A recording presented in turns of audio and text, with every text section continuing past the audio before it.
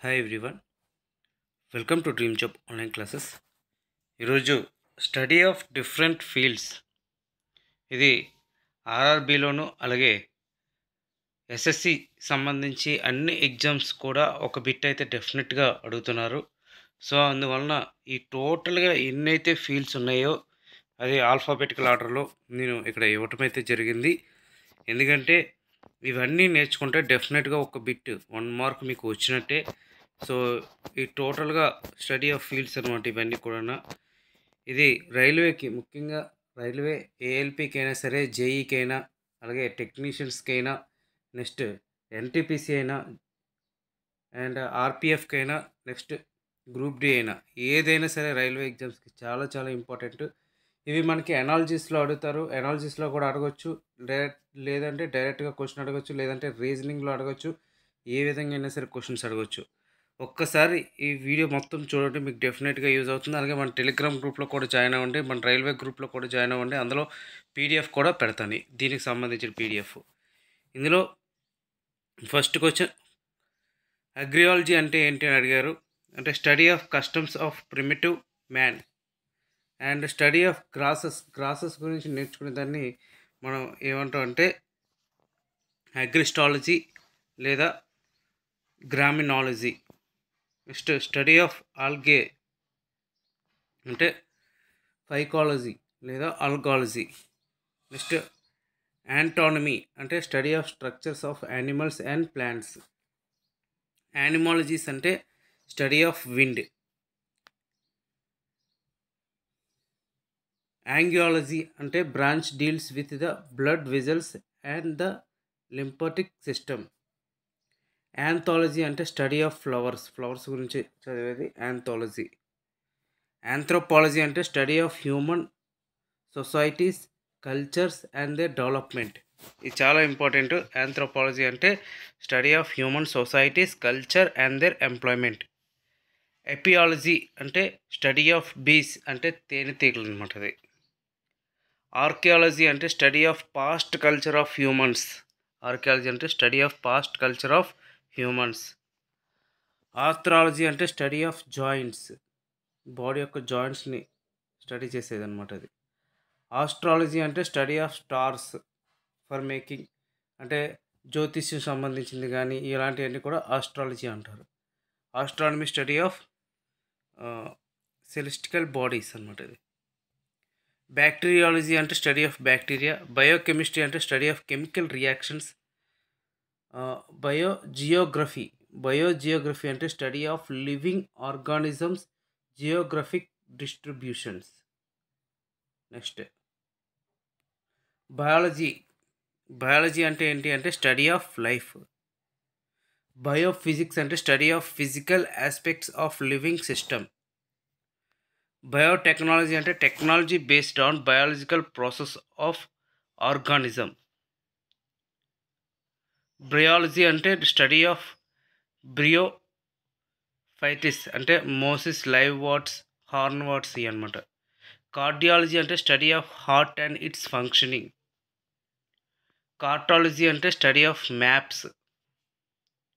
కెటాలజీ అంటే study of Wales. క్లైమెటాలజీ అంటే study of climate. Conchology అంటే study of cells. Cosmetology study of cosmetics. Craniology study of skulls. Criminology study of crime and criminals cryptology. Cytology అంటే study of cells. Demology study of human బిహేవియర్ని demology అంటారు. Dendrology study of branch of botany dealing with trees and shrubs. Ecology study of organism and their environment. Ecology అంటే study of organism and their environment. Next eidonomy study of organisms external appearance. Embryology study of ఎంబ్రియస్. Embryology study of development of embryos and foetuses. Entomology study of insects, ఇది చాలా important. Entomology అంటే study of insects. Okay. Eschatology study of death, judgment, after life. Esthesiology scientific అంటే study of sensation. Ethnology study of cultural heritage. Ethology study of animal behaviour. Aetiology study of causes and reasons. etymology study of worlds and their organisms. Floriculture study of flower farming. And exobiology and study of life in space. Geology study of earth. Gerontology study of social, culture, psychological, cognitive and biological aspects. Graphology study of handwriting.